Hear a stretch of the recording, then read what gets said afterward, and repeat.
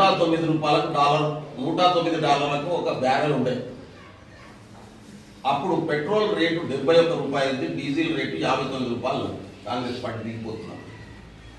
ఇప్పుడు అంతర్జాతీయ మార్కెట్లో క్రూడ్ ఆయిల్ ధర, ఎందుకంటే పెట్రోల్ డీజిల్ మన దగ్గర తయారు కాదు, బయటకు తెచ్చుకోవాల్సిందే, 68 రూపాయలు నాకు. 68 రూపాయలు నాకు ఇప్పుడు క్రూడ్ ఆయిల్ ధర. ఒక బ్యారెల్ క్రూడ్ ఆయిల్ ధర 68 ఉన్నది.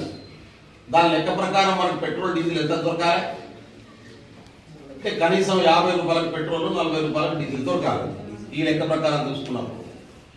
కానీ ఇవాళ డీజిల్ ఎంత ఉన్నది మన దగ్గర 100, పెట్రోల్ ఎంత ఉన్నది 109 రూపాయల 87 పైసలు ఏదో ఉంది, 110 కదా. అంటే ఎంత పెద్ద దోపిడీ జరుగుతుందో దీన్ని బట్టి అర్థం చేసుకోవచ్చు మనం. ఎంత పెద్ద దోపిడీ జరుగుతుందో అంటే ఒకవైపు ఏమో 1,30,00,00,000 రూపాయల అప్పు, రెండో వైపు ఏమో సంవత్సరానికి ఒక్క పెట్రోలియం ప్రోడక్ట్స్ మీదనే 3 లక్షల కోట్ల రూపాయల దోపిడీ. అంటే 10 సంవత్సరాల్లో దాదాపు 30 లక్షల కోట్ల రూపాయలు ఒక్క పెట్రోలియం ప్రోడక్ట్స్ మీదనే కేంద్ర ప్రభుత్వం చేసినటువంటి దోపిడీ. ఎడుబైన ఈ డబ్బులు అంటే అడ్రస్ లేదు. పోనీ భారీ ప్రాజెక్ట్ ఏమైనా కట్టిందా కేంద్ర ప్రభుత్వం? లేదు. కట్ట రోడ్లన్నీ ప్రైవేట్ వాళ్ళకే ఇస్తారు, టోల్ ట్యాక్స్ లేకుండా పోయే పరిస్థితి లేదు, వాడు పెట్టుబడే. కాబట్టి ఒక్క ఎడిపోతున్నాయంటే ఇది కూడా చెప్పదలుచుకున్నాను. రైతులకు రుణమాఫీ చేయమంటే చెయ్యరు వాళ్ళు, మా పాలసీ కాదంటారు. సంక్షేమ పథకాలంటే ఇయ్యమంటారు. ఏం చేస్తారు వాళ్ళు అంటే బడా పారిశ్రామికవేత్తలకు వాళ్ళు మాఫీ చేస్తారు. ఈ 9.5 సంవత్సరాల కాలంలో 25 లక్షల కోట్ల రూపాయలు బడా పారిశ్రామికవేత్తలకు రుణాలను మాఫీ చేసినటువంటి పరిస్థితి ఉంది. అంటే కేంద్రంలో ఉన్న బీజేపీ ప్రభుత్వం స్పష్టంగా గుజరాత్ బేస్డ్ భారీ పెట్టుబడిదారుల ప్రయోజనాల్ని కాపాడడం తప్ప ఈ దేశంలో ఉన్నటువంటి 130 కోట్ల మంది పేద ప్రజల ప్రయోజనాల్ని కాపాడే ఎజెండాతో పనిచేస్తలేదు.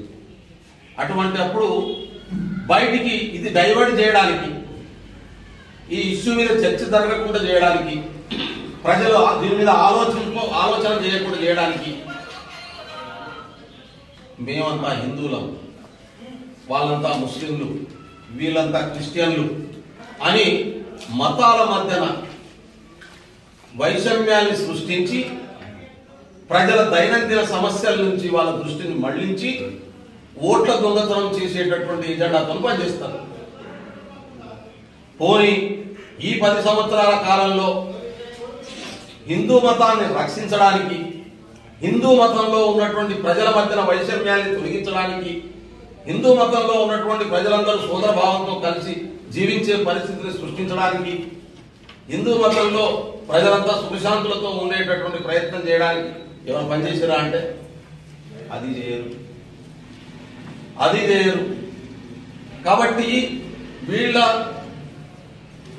మత భావన అనేటటువంటి రాజకీయ మత భావనే తప్ప మన సాంప్రదాయంగా దేవుళ్ళను పూజించుకునేటటువంటి విధానం కాదు, పరస్పరం గౌరవించుకునేటటువంటి విధానం కాదు, వేల సంవత్సరాలుగా ఈ భూమిలో ఉన్నటువంటి ప్రేమతత్వాన్ని బోధించేటటువంటి భావన కాదు, వేల సంవత్సరాలుగా మనుషులంతా కలిసి జీవించుకొని ప్రకృతితో భాగంగా జీవించే విధానం కాదు అనేటటువంటి విషయం కూడా ఇవాళ ప్రజల దృష్టికి తీసుకెళ్లాల్సినటువంటి అవసరం ఉంది. అందుకనే మేము అంటున్నాం, రాహుల్ గాంధీ గారు ఈ దేశానికి ప్రధానమంత్రి అయితేనే ఈ దేశంలో ఉన్నటువంటి అన్ని రకాల సమస్యలకు పరిష్కారం దొరుకుతుంది.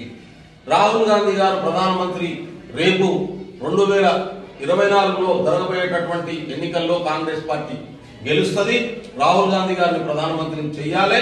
రాహుల్ గాంధీ గారు ప్రధానమంత్రి కావాలంటే తెలంగాణలో ఉన్నటువంటి 17 సీట్లకు 15 సీట్లు గెలవాలి. నేను మైపాద్లో గెలవాలి.